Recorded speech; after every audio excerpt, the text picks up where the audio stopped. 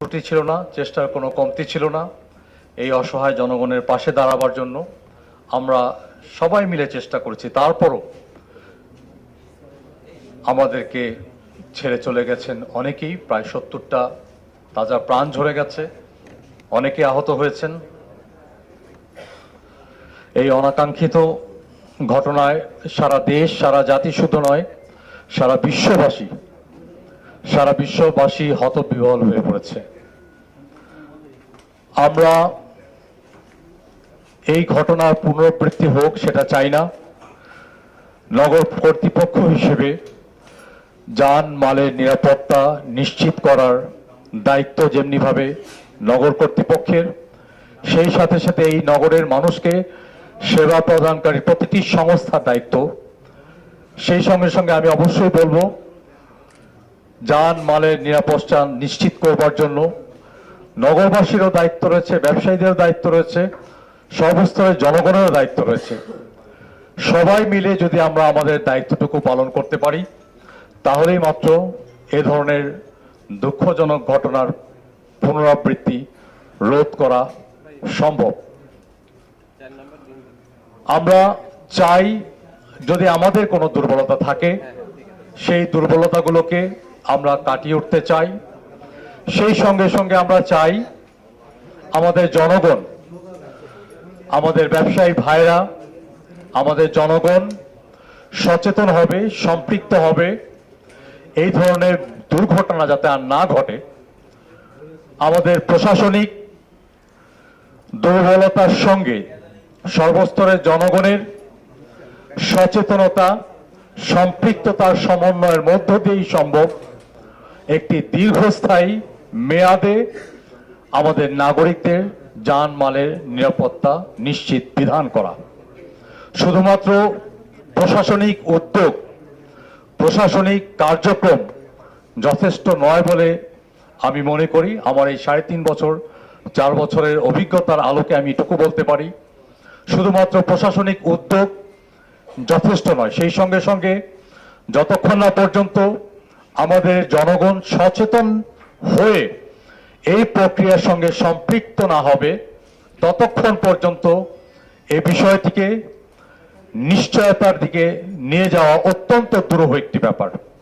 সেই লক্ষ্যে আমরা আজকে এখানে মিলিত হয়েছি। এখানে নগরের সেবা প্রদানকারী সংস্থার প্রধান, নগরের সেবাকারী প্রদানকারী সংস্থার প্রতিনিধি, ব্যবসায়িক প্রতিনিধি, স্থানীয় জনপ্রতিনিধি সহ আমাদের গণ্যমান্য ব্যক্তিবর্গ উপস্থিত রয়েছেন এবং উপস্থিত রয়েছেন বাংলাদেশ পুলিশের মহাপরিদর্শক, উপস্থিত রয়েছেন ঢাকা মেট্রোপলিটন পুলিশ কমিশনার, উপস্থিত রয়েছেন ফায়ার সার্ভিস সিভিল ডিফেন্সের মহাপরিচালক সহ আমাদের জেলা প্রশাসক সহ অন্যান্য সকল সেবাকারী প্রতিষ্ঠানসমূহের প্রধান এবং আমাদের রাজুকের চেয়ারম্যান উপস্থিত রয়েছেন। আমরা একটি বিষয় এই দুর্ঘটনার পরপরই আমরা লক্ষ্য করেছি দায় কার, দোষ কার, কোত্থেকে সূত্রপাত, কিভাবে ছড়ালো, এই সমস্ত বিষয় আলাপ আলোচনায় এসেছে। আলাপ আলোচনায় আসা উচিত ছিল কিভাবে এর পুনরাবৃত্তি না ঘটে। সেই দিকে আমরা অনেকটাই দৃষ্টিটা আমাদের হারিয়ে গেছে। সেই দিকে মনোনিবেশ না করে কোথা থেকে কিভাবে হয়েছে সেদিকে আমাদের তর্ক বিতর্ক, এখনো সেই তর্ক বিতর্কের জালে আমরা এখনো আটকে আছি। কারো কারো ভাষ্যমতে গ্যাস সিলিন্ডার, যেটা থেকে বিস্ফোরণের সূত্রপাত হয় এবং পরবর্তীতে এই আগুন ছড়িয়ে পড়ে।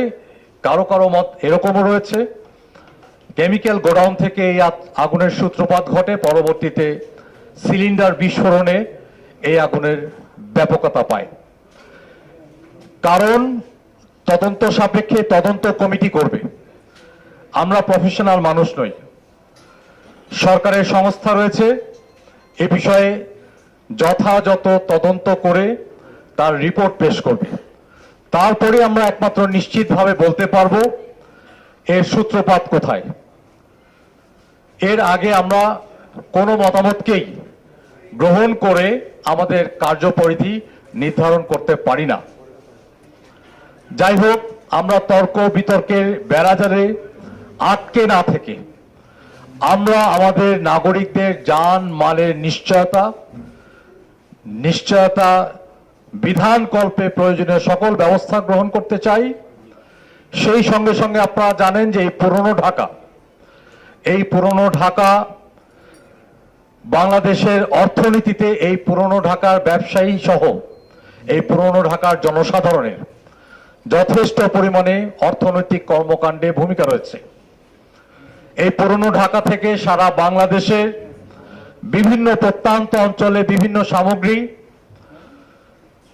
বিপণন ব্যবস্থার মধ্য দিয়ে আমাদের অর্থনৈতিক কর্মকাণ্ডে ভূমিকা রেখে চলেছে। নগর কর্তৃপক্ষ তার অধিক্ষেত্র এলাকার নাগরিকের জান মালের নিরাপত্তার নিশ্চয়তা বিধানকল্পে প্রতিজ্ঞাবদ্ধ। সেই সঙ্গে সঙ্গে নগর কর্তৃপক্ষ এই এলাকায় ব্যবসা সম্প্রসারণের মধ্য দিয়ে এই এলাকার সম্মানিত নাগরিকদের জীবন মানের উন্নয়ন ঘটুক সে ব্যাপারে সার্বিক সহায়তা প্রদান করতে চায়। আমরা দুটোর প্রতি যত্নশীল। জানমালের নিরাপত্তার বিধান করা আমাদের প্রধানতম দায়িত্ব এবং কর্তব্য বলে আমরা মনে করি। সেই বিবেচনায় আজকে আমরা এখানে মিলিত হয়েছি।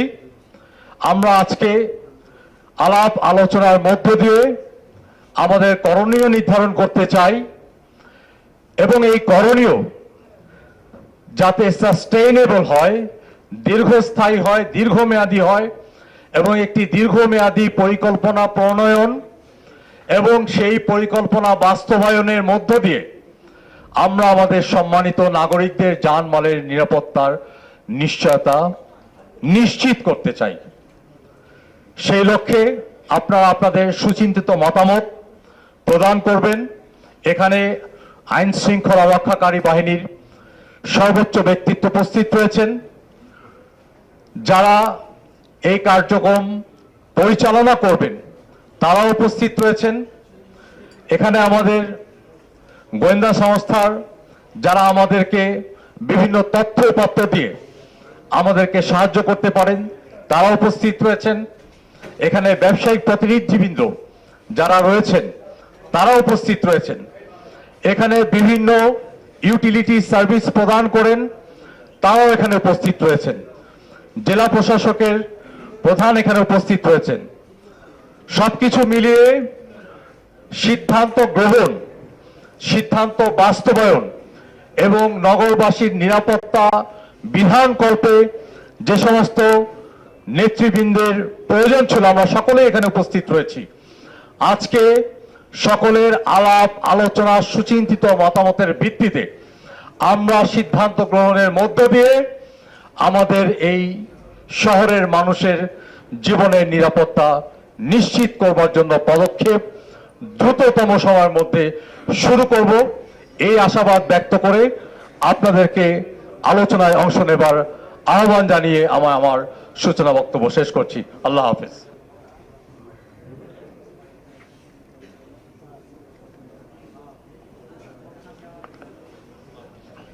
মন্ডলী, আমরা আমাদের মাননীয় মেয়র মহোদয়ের গুরুত্বপূর্ণ বক্তব্য শুনলাম। আপনারা এই ঘটনা সম্পর্কে অবহিত হয়েছেন। এই ঘটনা যাতে পুনরাবৃত্তি না ঘটে সেই বিষয়ে আমরা আপনাদেরকে গুরুত্বপূর্ণ মতামত প্রদান করার জন্য অনুরোধ করছি।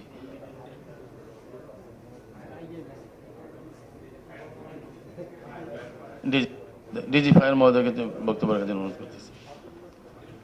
আসসালামু আলাইকুম, সম্মানিত সুধীমণ্ডলী। প্রথমে আমি ফায়ার সার্ভিস তরফ থেকে কিছু পয়েন্টগুলো জানাতে চাচ্ছি যে আপনাদের এই যে দুর্ঘটনাটা হয়েছে আসলে খুবই অনাকাঙ্ক্ষিত একটা মানব সৃষ্ট দুর্যোগ। আসলে